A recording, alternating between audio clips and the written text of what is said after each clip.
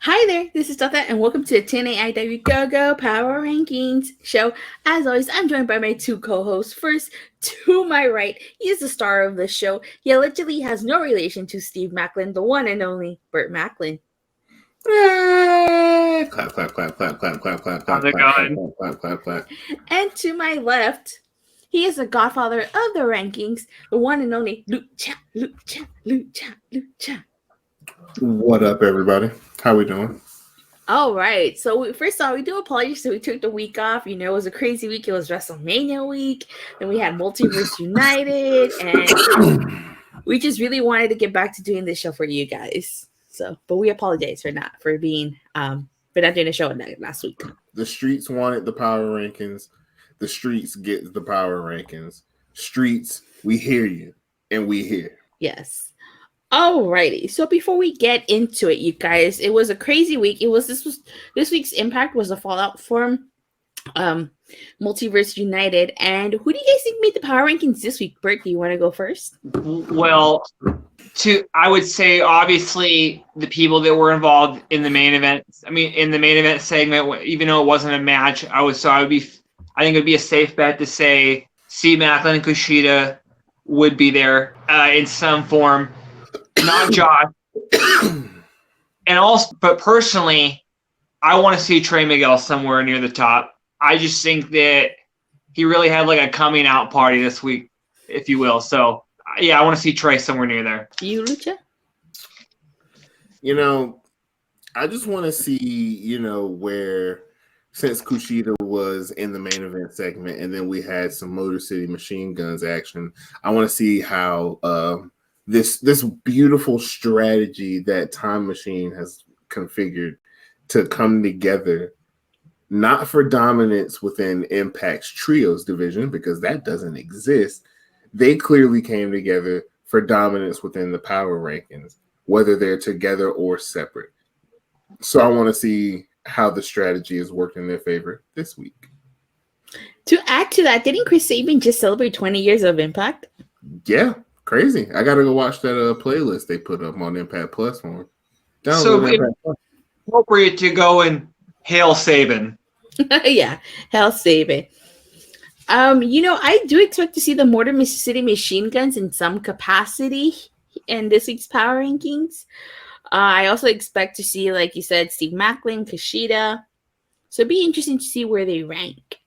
All right, but before we get into the Power Rankings, Bert, how would one join the Power Rankings committee? Well, if you look up, you'll see that link. You want to just go follow me on Twitter, and I'll get you in there. So just look up. That's all you got to do. Yep. All right, well, with that being said, let's play the Power Rankings.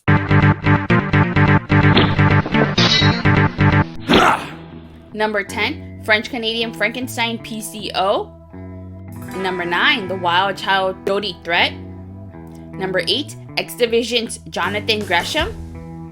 Number 7, World Tag Team Champions Ace Austin and Chris Bay. Number 6, Knockouts World Champion Mickie James. Number 5, X Division Speedball Mike Bailey. Number 4, Die Hard Eddie Edwards. Number 3, Kushida, Sabin, and Shelley Time Machine. Number 2, number 1 contender Steve Maclin. Number 1, X Division Champion Trey Miguel.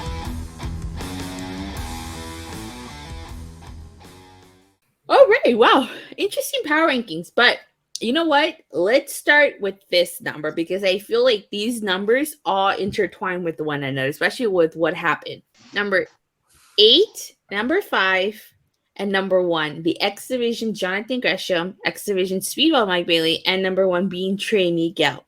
First of all, this week's Impact, we had Speedball Mike Bailey versus Jonathan Gresham 3, which unfortunately did not finish because Trey Miguel, who was on commentary, decided to get involved in this match. Now, why is it that Jonathan Gresham is at number 8, Speedball is at number 5 when they're both 1-1 with each other, and yet Trey Miguel is number 1?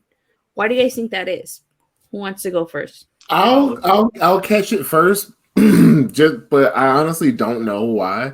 Like, I personally because they're tied 1-1 and because their rubber match never got a finisher. I had to throw him in as a tie. Let me pull up my handy dandy notebook to figure out at what number. But there was, in my mind, there was no other option but to tie them because everything is so tight knit between them two. Let's see. I had them tied at 6. Interesting. I had Bailey 6, Gresham 7 in mine. Just want to say that before you keep going. Just want to say that real quick. Okay.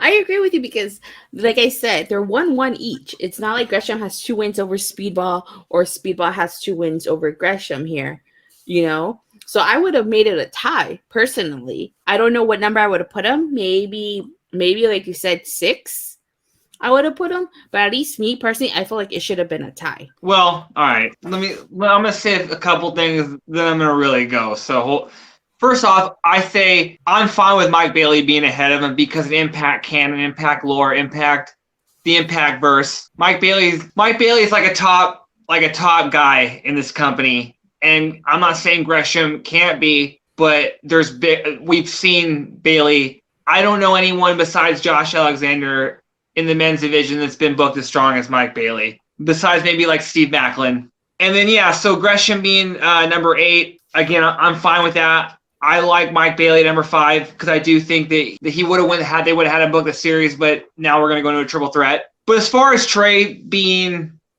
number 1, it's about fucking time. And yes, I just did swear. I'll pay the fine. You know what I'm saying? If he was making, it's hard, like he's technically a heel, but it's hard to boo a heel when they're just dropping straight facts.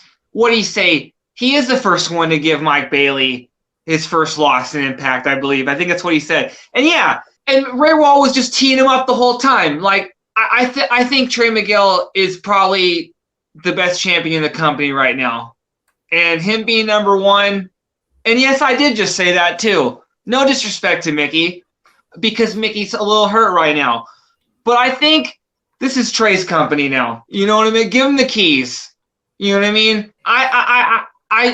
The only thing I didn't like, but I do like my heels in suits. You know what I mean? I would want to see him in a nice suit. I like that. I like the slick back hair coming out, but that's fine though. You know what I mean? He's a young man. He doesn't need to be wearing suit. That's old shit. You know what I mean? But as far as him being number 1, I think this is just, there's going to be more of this to come. I don't see TREY and I don't see him losing on Sunday. And if he does, I don't think I'll show up to the show. So you heard, Scott, if you watch, and I know you do, you're hearing me, you know what to do. That's all I have to say. The floor is yours.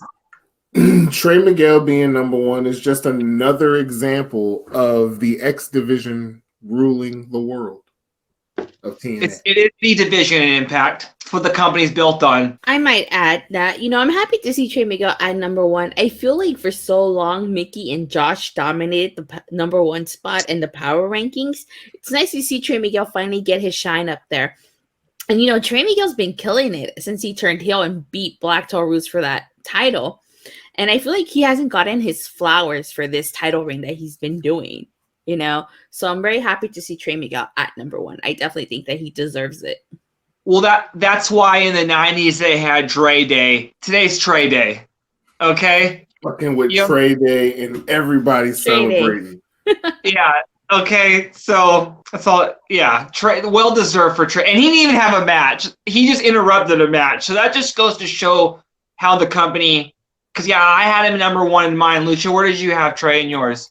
I actually think I also had him at number 1. 1 second. Then it scrolled all the way back to the bottom. I actually had Trey Miguel at number 4.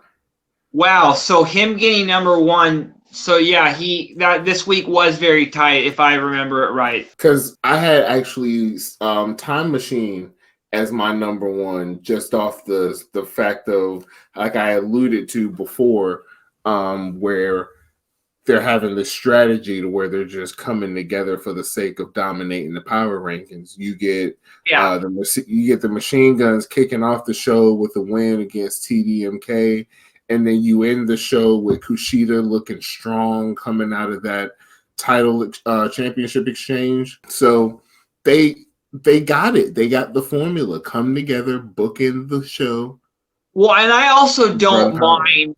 I also don't mind looking at people as more of the old school stable / faction where they don't have to be on screen all the time for you to know that they're a group. You know what I mean?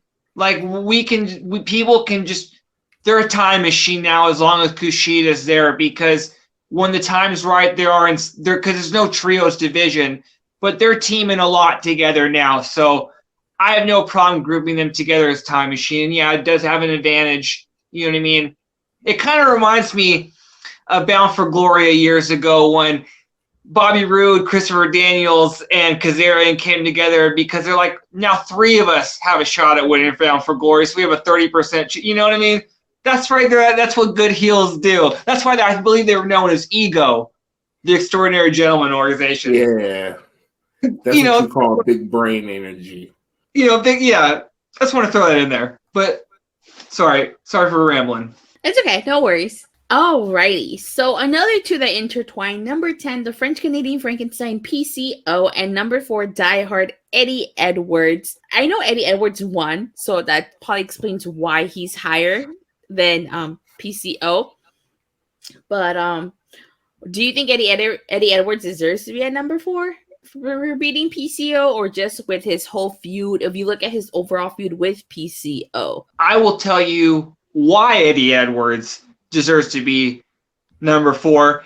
And I'm also a little upset, and I'm upset on myself too. It should be Eddie Edwards / Alicia Edwards. Because did you see something in this match? Did you see? This is what we've all been wanting. And I'm not saying world title, but them as a heel couple, we've all been wanting it. And finally, it looks like they're going to pull the trigger on it. I'm a little upset she's not next to him in the rankings, but I'm counting her in there. I like what we're seeing. I like that she got involved. I like that she's turning heel. I'm going to throw it out. Let me get Eddie Edwards beating Joe Henry for the digital media title. It's not a world title run. Let's give Eddie what's higher the quadruple crown. You know what I mean? Then I believe he's won the X division. I believe he's won the tag titles. So let's give him, you know what I mean? Let's give him the Grand Slam or whatever. You know what I mean? Let's further cement his legacy impact. Let's give him a digital media run. Because like I said, I think this adds new life to him. And obviously it was Alicia that was driving the car. I'm assuming they'll reveal that, and I'm totally fine with that. So that he deserves to be number 4, and I think that he will be I'm not saying number 1, but he's definitely going to be top 5 going forward, as long as I think he's winning on Sunday. I mean, I have really me personally, I don't have too many, if any, complaints about Eddie being where he was at, because I mean, I put him at 3. As far as PCO goes, it had to be a case from the committee of there being some sympathy votes because he was screwed, because there was help from Lish. So, they kind of wanted the committee kind of wanted to give him a Band-Aid and a lollipop and a little sticker on their forehead, for being a good boy at the doctor's office. So that's the only reason that I can think of that PCO even made this top 10. And while we're on that subject, really, if we want to talk about number 10, my number 10 was a shout out to last week's episode, Mia Yamashita, who made her debut and got an impressive win over Killer Kelly. I know for a fact that if there was a rankings last week, she would have been probably like 7th or 8th because of the impressive win. So I did want to give some shout out to her for that. Sign Miyu. Sign her. Open the checkbook. And let me just say real quick, I kind of take a little disrespect. I didn't see Alicia. I wouldn't say PCO got screwed because I didn't see Alicia interfere. I'm like the ref. I had to go back. Someone had to tell me that she interfered. So I think that was a clean win from Eddie. Burt always turns his blind eye. I didn't see any. What I saw personally is a wife who loves her husband, who just helped him out a little bit. I didn't see any shenanigans. I didn't see any tomfoolery. I don't have a problem with it. Okay. Whatever. While we're on the topic of PCO here, why do you think that the debuting Wild Child Jody Threat is above him when she's literally just debuting, and yet PCO here, shouldn't they have switched around? That is a valid argument. I guess the sympathy wasn't strong enough to get him over someone who just debuted and got one win. It was just a little bit of sympathy, but it wasn't enough, I guess. I would actually say it's because every Impact fan holds the knockout division. We love the knockouts division. So anytime someone's going to come in, have a great debut as Jody did, that's going to carry weight. Like I said, the knockouts division special. Like I would say it means just as much to maybe not because the X division is Impact, but I would say the knockouts are what helped build this company as well. So you know what I mean? Not to mention, didn't they say it was mentioned that Jody Threat was trained by Josh Alexander? Alrighty, so let's talk about the All World Tag Team Champions being at number 7. They appeared in a backstage segment after the Motor City Machine Guns had just defeated TMDK, and not only that, the Motor City Machine Guns challenged them to a match on the Ultimate X. So why do you think they're at number 7 and Mickie James is at number 6 when, correct me if I'm wrong, but I don't think even Mickie James appeared on this show. Well, go. I don't know how Mickie James is on this list. She was a complete, total afterthought.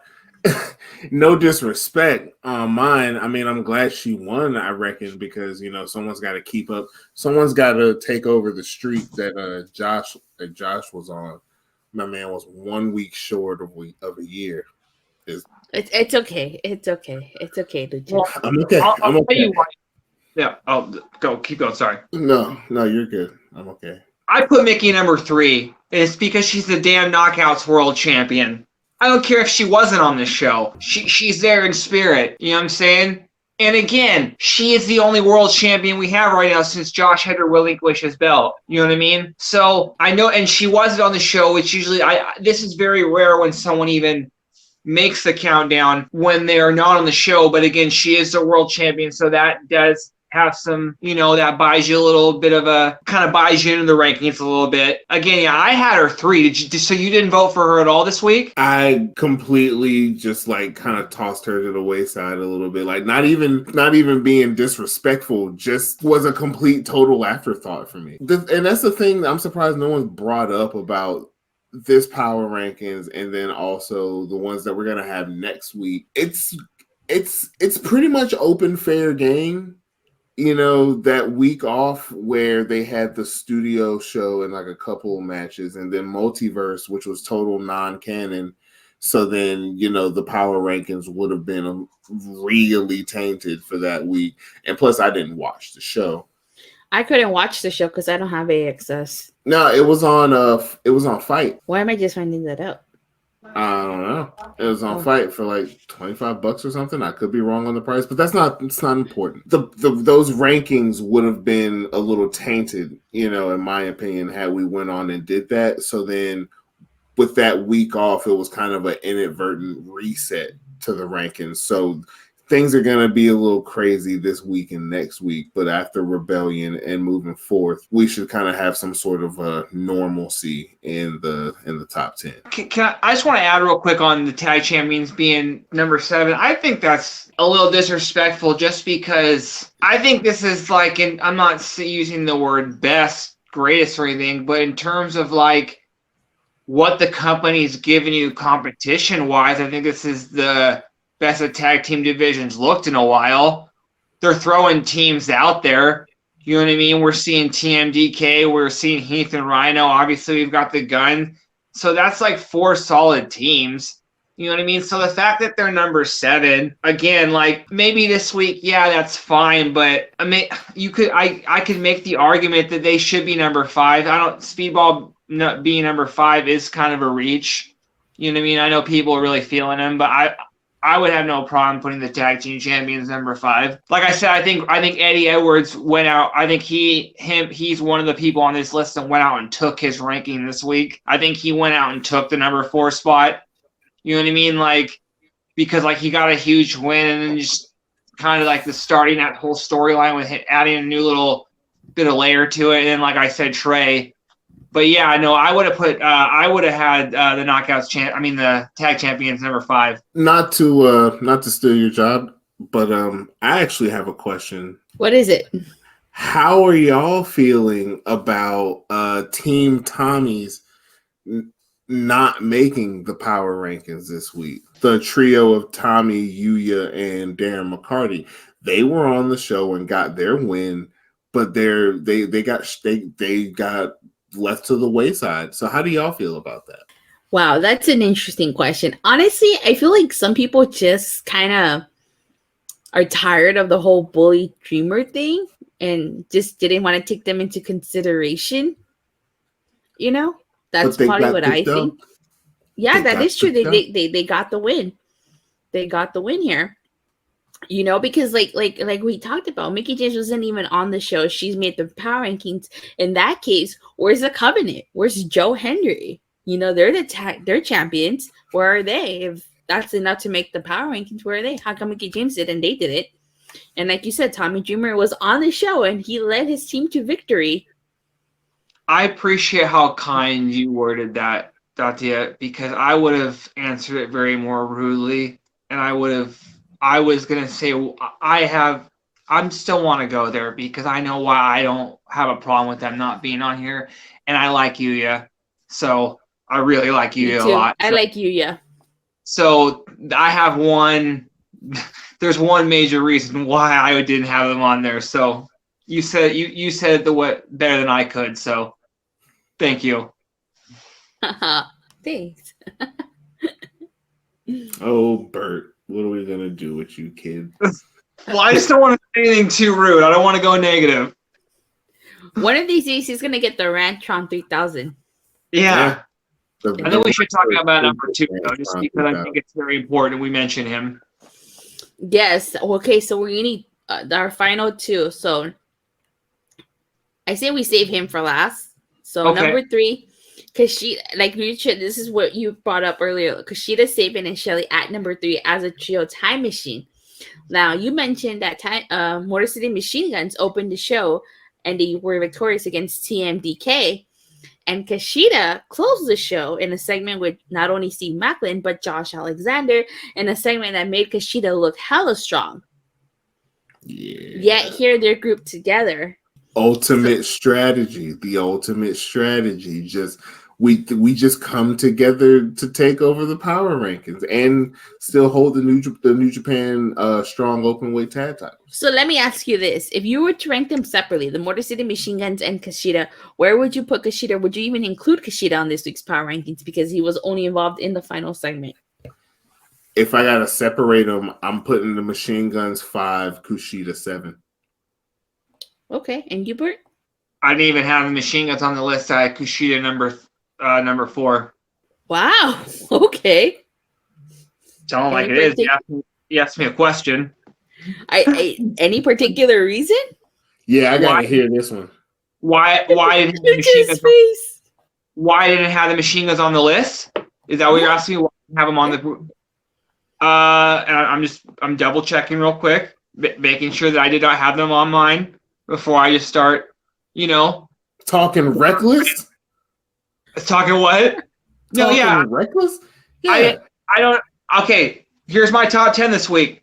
10 Kenny King, 9 Jody Threat, 8 Eddie Edwards, 7 Gresham, 6 Bailey, 5 Ace and Bay, 4 Kushida, 3 Mickie James, 2 Maclin, 1 Trey. And again, I don't feel the need, just because I didn't put them on there doesn't mean that I have a problem with ranking them together.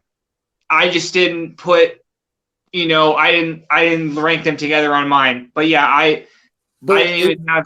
Okay, I'm not even worried about whether you ranked them together or not. Why were the Motor City Machine Guns omitted from your power rankings? Is my question. I didn't really think that there was anything that they did to put them on. I think in the segment that they were on, I was more focused on Ace and Bay's promo than their promo. But they won their match and they opened the show against TMDK, which was a good match, by the way. They beat Bad Dude Tito. And beat Shane Bad Hayes. Dude Tito, you at least get number 6 in this. So then, okay, then yes, I should. I probably should have put him on there. I don't know why. Stop ganging up on me, okay? Shame. Shame. Shame. Shame. Shame. Let's ask the group, our viewers. Should we shame Burt for not including the Motor City Machine Guns on his top 10? Oh yeah, we most definitely making this a Twitter poll. I kind of forgot about that match. Now that I'm thinking about it, because it wasn't like it was a bad match. And yeah, shout out to Lucha right there for. I think it's like the third week in a row he's mentioned Bad Dude Tito. I more of them, please. More matches. Bad Dude Tito. But yeah, I should have had the Machine Guns on there. My bad. But I like Kenny King this week. That's why I had him at number 10. Sorry. Yeah, I know. It's okay. Well, before we move on to our final number, I just want to say Bad Dude Tito is pretty good, and so is Shane Hayes. Shane Hayes is really good, and them together are just a formidable tag team. I hope we get to see more of them in Impact. Impact and New Japan have come a long way from the days of Okada, and way before that. I think I believe Okada was there. So yeah, a lot. Yes. It's a working relationship right now. So yeah, more TMDK, please. And obviously they put the belts on the Machine Gun, so they do have faith in us. So good stuff. All right, our last number 2, the number 1 contender, Steve Maclin, who he closed the show in a segment with Josh Alexander and Kushida, cutting a promo saying that he's obsessed with the title, and the reality is that Josh fears Steve Maclin, and that his injury was his way out of facing Steve. And I do believe that. At the end, it was Kushida who looked strong when he put Maclin in the hoverboard lock. So what are your thoughts on Steve Maclin being number 2? All I gotta say is I stand with Steve Maclin when it comes to his logic of why he tapped out to the hoverboard. I actually think it's what you said on the Power Ranking show after that. You know, that damn Maclin brain, you know, you Maclin boys, y'all think alike, you know what I'm saying? So I stand with him in that logic. Like I would have tapped too. Like, dog, I got a world title match coming up. I'm not about to do and get to suffer the same injury the champ just got. Fuck off. Yeah, exactly. Steve brings that up. He says, why would he risk himself in a nothing match when he's got a world title shot to think about? Yeah. You know, I got to take if I had a hat, I would tip it to you, Burt, because that's the second time you say something and it comes true. So. Well, I think before we talk about Steve Maclin, I think we should talk about the fact that more people need to be talking about that segment that was just straight up art of Josh Alexander's son running up and grabbing if you weren't crying. Oh, my heart. My heart. I think the last time I cried that much was the beginning of the movie Up. So. Oh, man. So, like, again, more people need to they're sleeping on Impact because that was better than just a plain old contract signing. You know what I mean? Like, because usually that's what you'll get in kind of a go-home show for a world title match, something like that. But, you know, that was a very, very emotional segment. And then, yeah, just see Maclin and Kushida basically wrestling for the belt, you know, just kind of hyping the matchup even more. I think they've done all they could with the hand they've been dealt, Josh's injury, to get people excited about this match. So good for everybody involved. Yeah, I gotta hand it to them. They've been trying their best to work around the unfortunate circumstance with Josh Alexander getting injured. I'm honestly surprised that there weren't that many votes for Jet just for his performance when he snatched the belt. Like, you know, we were all Team Jet when that happened. So I'm like, where's the love for Jet in the Power Rankings? Well, you know, Scott D'Amore didn't get any love when he gave that Canadian Destroyer, so I guess it's only fair. That's true. My honorable mention this week would be the assistant dictator of authority, Dango. You know, I think he's been stepping up lately backstage. You know what I mean? He's got a tough job back there, you know what I mean? Santino getting taken out. You know what I mean? He was ready to step up. Luckily, Scott was there, and he didn't have to, but... And now they're about to get in the ring this Sunday. Yeah. It's about to be crazy. I know, I was hoping Scott was going to join the team. Yeah, true. That's going to be a fun match, I think. All right. Well, I guess you covered everything. Bert or Lucha, do you guys have any last remarks about any of the power rankings or anything about this week's Impact? Or We about get Rebellion? You get like 5 hours of Impact this week, like 5+ hours. Like, come on, get the snacks, sit back and watch Impact. You know what I mean? Come on. If you partake in such activities of the treehouse variety, then it's always fun watching wrestling in the treehouse. The treehouse is a great place to watch wrestling, especially with the homies. I couldn't have said it better myself, Lucha. All right. True. It's true. It's damn true. And that's word to my dad. All right, well, with that being said, that will be all for this week's episode, you guys. Feel free to check out any of our any content from TNAIW, such as LL Tree, past episodes of LL TNA, past episodes of Talking Bloody Nonsense, and of course, the most recent episode of The Big Show.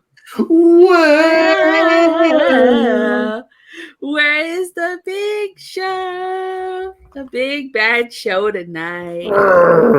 And speaking of LOL TNA, if y'all want to go, here's a suggestion for y'all. Go back and watch the Gretchen Wilson All Jacked Up Cup. It was, I don't know if y'all remember WrestleMania 17. They had the gimmick battle royal.